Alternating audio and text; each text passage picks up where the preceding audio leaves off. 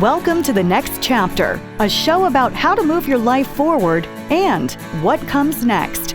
I'm your host, Carrie Pena, co-founder of the Center for Positive Media. Hi, everyone. I'm Carrie Pena, and this is the Next Chapter podcast. With me in studio today, Amy Herring, who is Behavioral Health Program Coordinator at Copa Health and peer support trainer, and a whole bunch of other really fancy and exciting titles. Amy, thank you so much for being here. Thanks for having me, Carrie. I first interviewed you a few months back with regards to a program that we're working on with Copa Health and the amazing work that they're doing. And I was so fascinated with your story. When we ask people who come to the show, like, what would surprise people about you? And you say, well, I was a heroin addict for 10 years. And we all were like, what? So talk a little bit about, and you said you had a normal childhood, a good parents, but you became a hardcore heroin addict. Yeah, absolutely. Talk a little bit about your upbringing. So I had two college-educated, amazing parents. My mom was a stay-at-home mom that focused on raising me and my sister. They were present, they were engaged, they did all the things right. And when I was about 14 years old, I went from having, being this happy-go-lucky girl to struggling really significantly with my self-image, feeling like I was appreciated and loved for who I was. And my parents provided me all of that love. It was more of society's view. I felt like to be a valuable woman, you needed to be skinny and pretty and quiet. You needed to be agreeable. And I was none of those things. I was, outspoken and wild. And as a kid, it was really fun. But as, when I went through adolescence, it was a struggle. It was definitely a struggle. So I sought feelings outside of myself. I engaged in some self-harm in attempts to try and understand what I was going through, and experimented with drugs and alcohol. Did your parents know what was going on with you? Oh yeah, they were on it. They, immediately put me into therapy. They put me into IOP programs, but you can only help someone so much. I was very resistant. They tried to put me on antidepressants. I refused. I remember at the time feeling like, I'm not going to take a pill to smile because you want me to smile. I was. You were a rebel. I was a rebel for sure. I gave them a run for their money. Where did you grow up? In Mesa. So you're from Arizona. You come from this, and I'm asking you these questions because as we get deeper into this interview, the work you're doing today is so interesting with regards to how our brains are wired and if we're predisposed to some of these addictive behaviors. You grew up in a great home, loving parents, all the things. When did you go so deep into the addiction? That's a great question. Yeah. So in the beginning, in the first few years in high school and junior high, it was more experimental. It was not, my parents, due to their, their very attentive care, really put a curb into, the progression for me. It wasn't until after I graduated high school and I was on my own that it proceeded to get much worse. Mm-hmm. It went from partying with friends in college to pretty continuous use of painkillers while drinking, and eventually finding myself with a full-fledged opiate addiction due to the opiates, and then running out of my sources for those and switching to heroin. When you're going through this, is it that you're trying to numb out everything, or are you just enjoying the drugs at that point in time? That's a great question. I feel like it was a combination. So there was definitely, especially in adolescence, it was a desire to feel different. I didn't feel comfortable, so I sought relief from that.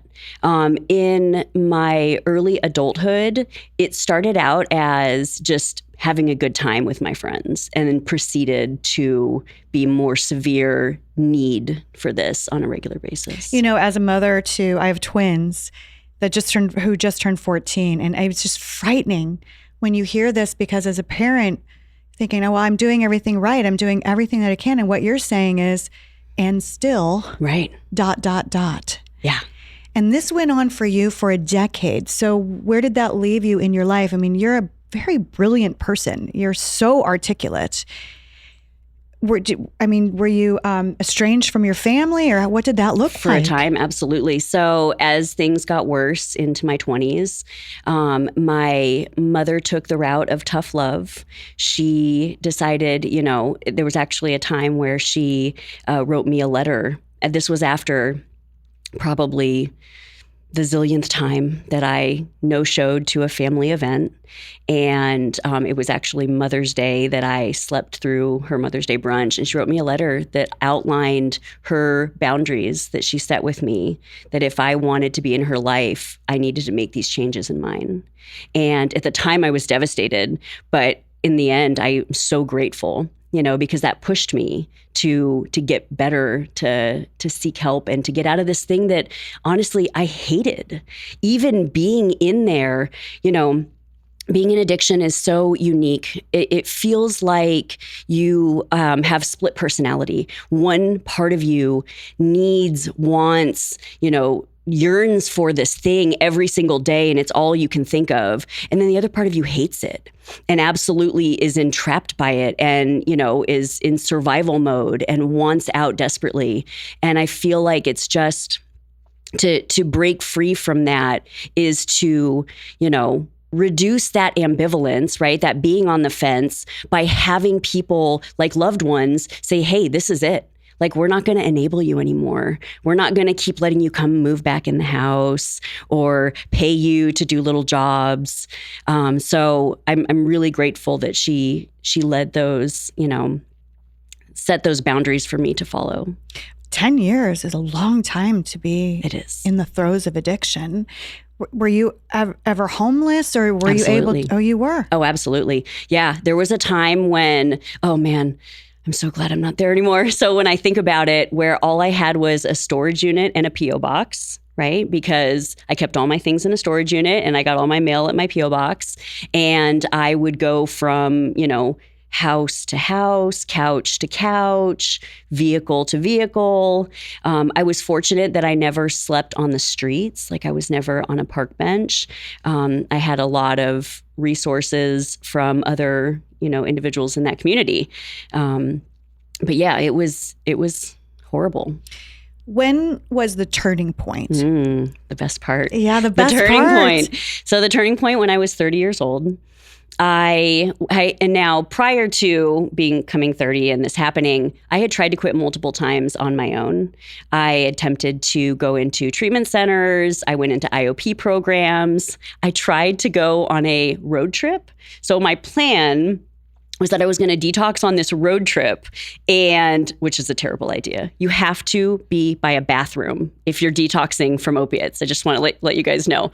And I was able to, each one of my attempts to get sober on my own, I could detox and get the heroin out of my system, but I would always go back. If it was a week later, 2 weeks later, maybe a month, I'd make it.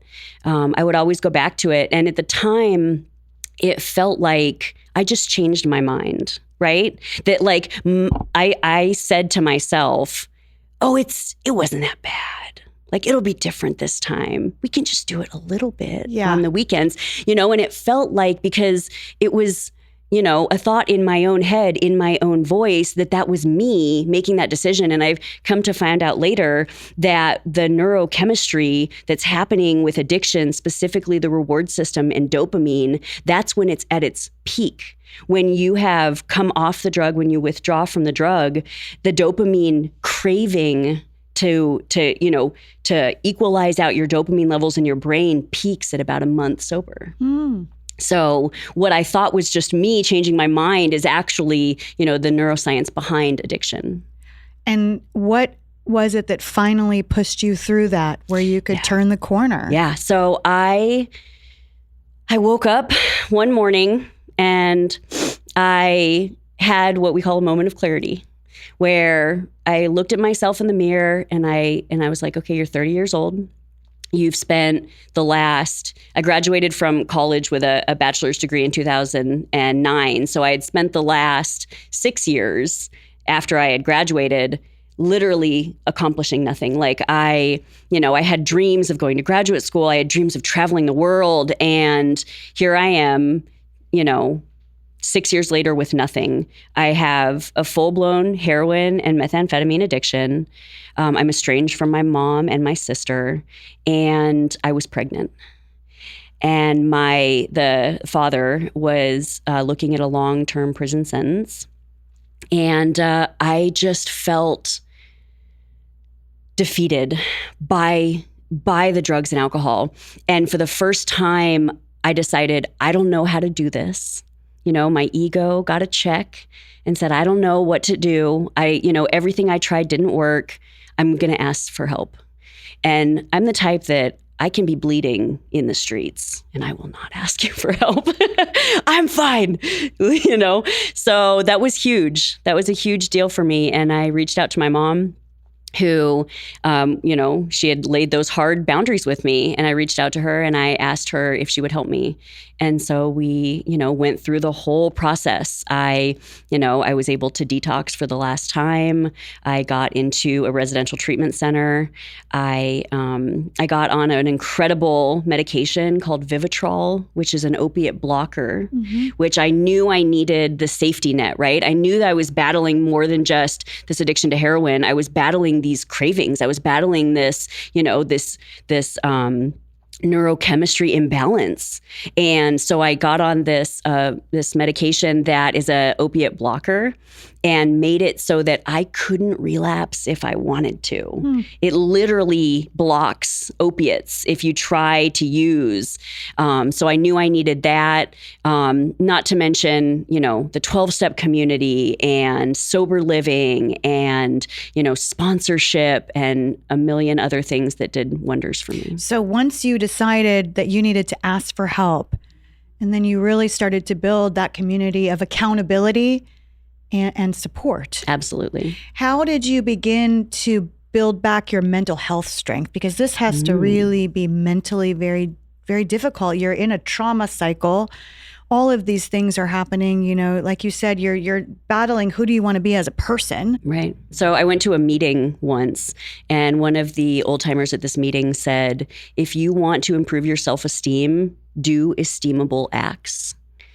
Be of service, help others, do stuff outside of your own selfish needs. And so that was instilled into me early in my recovery because of the 12-step community. So I began volunteering. I started taking meetings into the treatment center that I graduated from, and I actually still do to this day, 8 years later. Wow. I go every Sunday and show the residents there that there's another way. They don't have to live like this anymore, and there's a beautiful life if they want to take it. How did you feel about yourself? Like slowly but surely, it must have felt like, wow, this clarity keeps getting even more profound. Yeah, absolutely. It was touch and go in the beginning. I was, what really did it for me was my step work, to be honest with you. And the key part of my step work that changed it for me was making amends. Being able to take responsibility for my actions and not say, oh, I'm sorry, but I was on drugs. But just say, it was wrong of me to treat you that way. I was selfish. I was dishonest. I was inconsiderate. I didn't act like the daughter you raised, and there's no excuse for that. Was absolutely the major turning point for me, where I started to see myself differently. What is your next chapter? My next chapter. So my dream has always been to go to graduate school. I got my bachelor's in my addiction and was not in any place where I could go into graduate school at that time. So it has been on my list of goals for many years now. And I am currently preparing to apply to ASU's PhD program in behavioral neuroscience. What kind of insight do you hope to gain by studying the neuroscience? Because I think a lot of times, trauma, we talk about trauma, we talk about addiction. These are very complex issues. It's not like, hey, snap out of it. That was your childhood. Everything's going to be okay. you're looking to understand the wiring of the brain. Absolutely. And how our experiences affect our genetic expression. So what's really fascinating is a study called epigenetics. And epigenetics does not look at how DNA changes, but how the expression of DNA changes based off environmental events. So what you experience as a child. They take two identical twins, and they test their genetic code and their genetic expression at birth. And then again, as they age, and their genetic expression changes based off of what they've experienced. So this really sheds light on, traumatic childhood. So there's a study called the Adverse Childhood Experiences Study, which looked at how these different experiences that we have affect, our later health outcomes. This kind of psychology research is actually going to shed light on how that's happening on a genetic level. And I'm so excited to be a part of it. I feel like we need passionate researchers to help us progress our understanding of the human brain and how it relates to psychology and behavioral health. And I want to be a part of it. I love this. And I love the work that you're doing. I'd be remiss not to mention all the work you're doing at Copa Health. Incredible organization. And I just think it's so perfect that you're a peer support trainer. And so just as we round things out, what does that do for you, helping to train others and say, look, you're not alone. I too walk that road. Yeah, it is the best career I could ever have asked for, to be completely honest with you. When I got sober, I had no idea who I was going to be or what I was going to do. And my experiences in recovery it literally fell in my lap, which was, I feel like, destiny. But it fell in my lap, and I get to go to work every day and see the light go on in people's eyes and see them come from a place of struggle and challenges to hope and inspiration in their future careers. It's absolutely amazing. How important is it for people to have that peer-to-peer relationship? Because sometimes if you're going through something, I'd imagine it's very hard to receive information if you feel that person cannot understand your struggles and your life. It's essential. Yeah, I can totally relate to that. I had doctors and judges and my parents and all sorts of people in my life tell me what I needed to do to get sober. And it bears no weight.